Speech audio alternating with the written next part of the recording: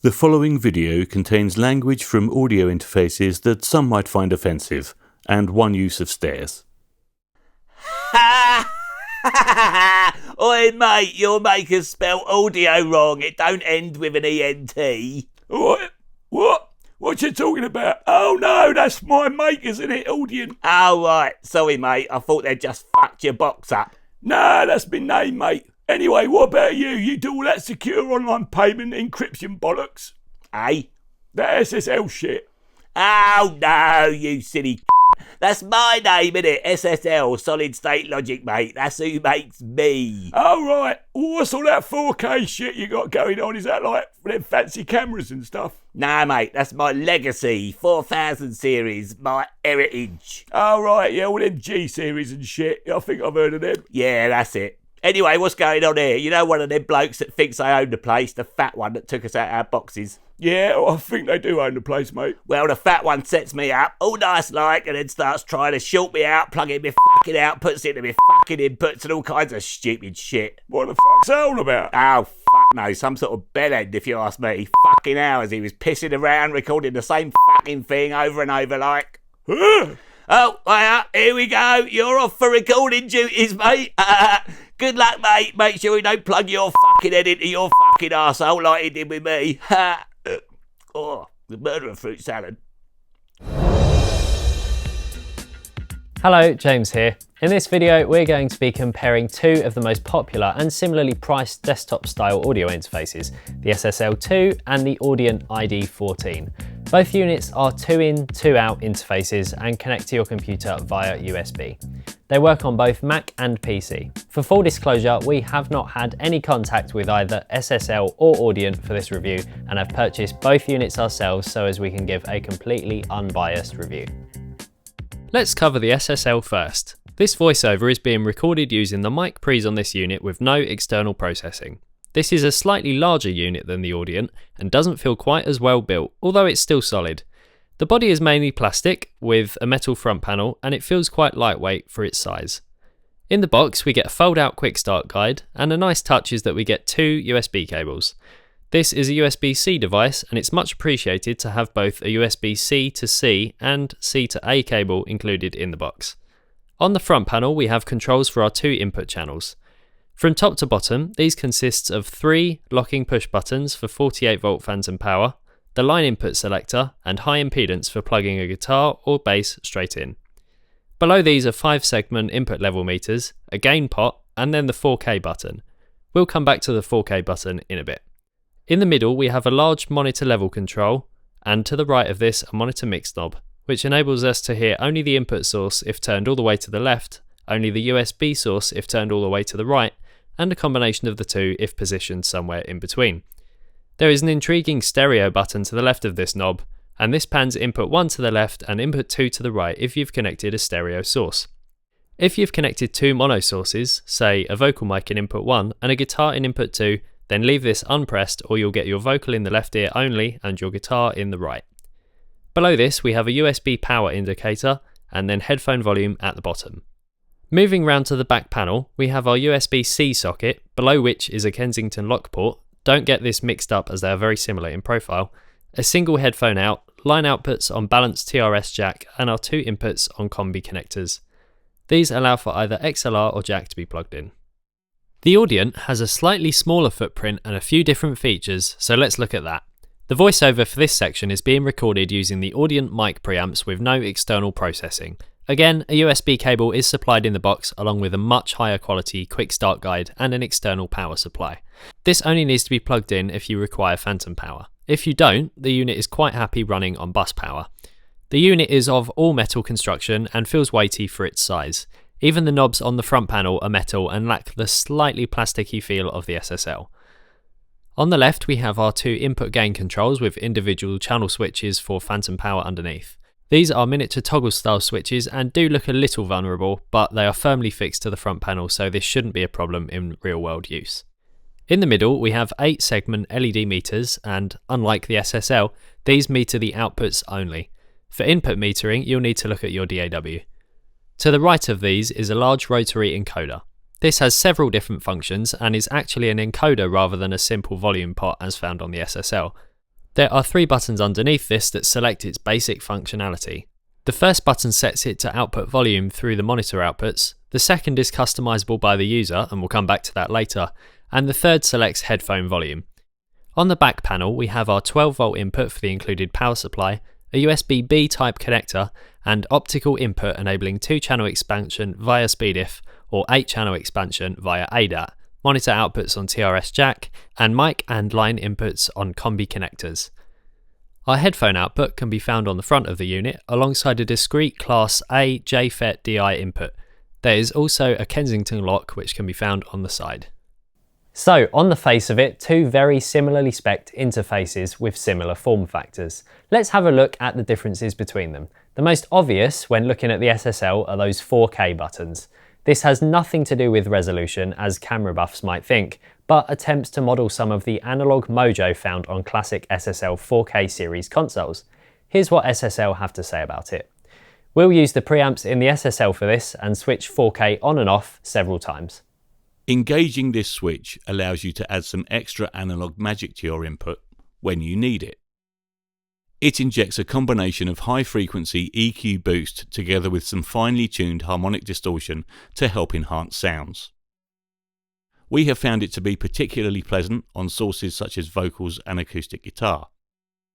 This enhancement effect is created completely in the analog domain and is inspired by the kind of extra character the legendary SSL 4000 series console, often referred to as 4K, could add to a recording. The 4K was renowned for many things, including a distinctive forward yet musical sounding EQ, as well as its ability to impart a certain analog mojo. You will find that most sources become more exciting when the 4K switch is engaged. So that's the SSL's USP. We hope you could hear the difference. Moving back to the Audient, the main advantages to be had here are the expandability. This interface could easily give you 10 inputs if you added an 8-channel ADAT expander, the functionality of the encoder, and, if the marketing is to be believed, the high-quality Burr-Brown digital to analog converters. These will be of particular interest to Mark, and so we'll hand over to him so he can compare those with his regular mastering converters later in this video. The encoder on this unit has some great extra functionality. As well as controlling monitor outputs and headphone volume at the push of a button, this can also be pushed down and used to mute at its default setting. A quick push will mute the output until it is quickly pushed again, while pushing and holding the encoder will mute whichever output you've selected momentarily, and it will resume output when the encoder is released. This, in conjunction with the ID button underneath, can also be set to act as a scroll wheel for your DAW. In this mode, it's capable of controlling any scrollable parameter. This could be a dial on a plugin or even navigation of your project in the Arrange window. The ID button itself can also be set to control different parameters. By default, it enables the scroll control, but it can also be used as a mono button to collapse your monitoring into mono with single channel phase reverse, hugely useful for checking the sides of your signal, as a -15 dB dim control, or to enable talkback. This can all be set up using the intuitive and extremely flexible Audient ID Mixer app, which I have to say is one of the best I've come across. This app enables you to stereo link channels, mute and solo them, set up a Q mix, set the functionality of the ID button, and set up the aforementioned talkback. This could be a really useful feature when recording a vocalist, for example, with one channel set up for the vocal mic and the other for a talkback mic. But any of the digital inputs can also be used for talkback, so this makes it a hugely flexible feature, and talkback can be routed to the Q mix only, so you don't need to worry about feedback in the studio monitors. All in all, the extra features of this interface that aren't immediately obvious on a casual glance make it punch well above its price range. By comparison, the SSL has no such functions, and any Q mixing or talkback functionality will be entirely reliant on your DAW. One other thing worth mentioning is that both these units come with the ubiquitous free software bundle. This can be great if you're just starting out, but of little interest to many who've been recording for a while. We'll link to the manufacturers' websites in the description so you can check this out for yourself and judge what may be of value to you. In the meantime, over to Mark for his thoughts on the all-important sound quality.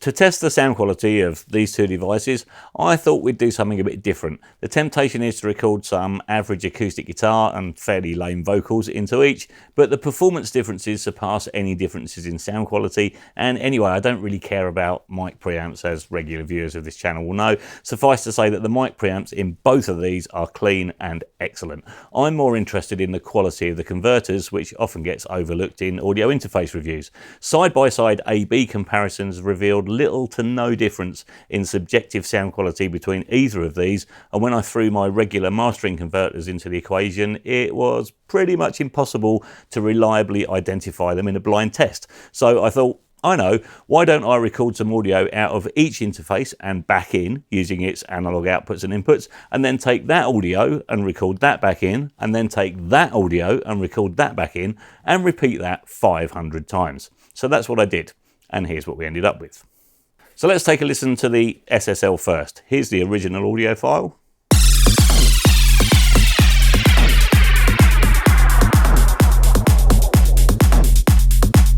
And here's the audio file once it's been on an analog round trip 50 times.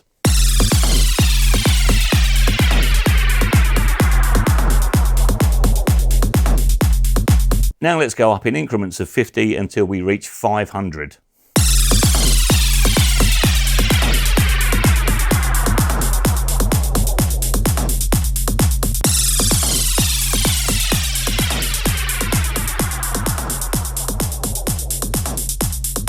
Now let's do the same with the Audient.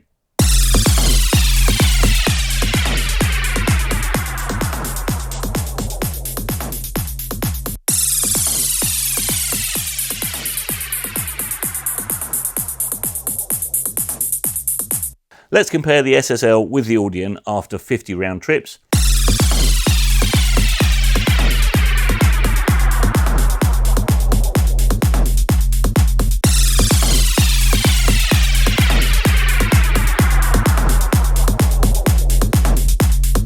And now 500.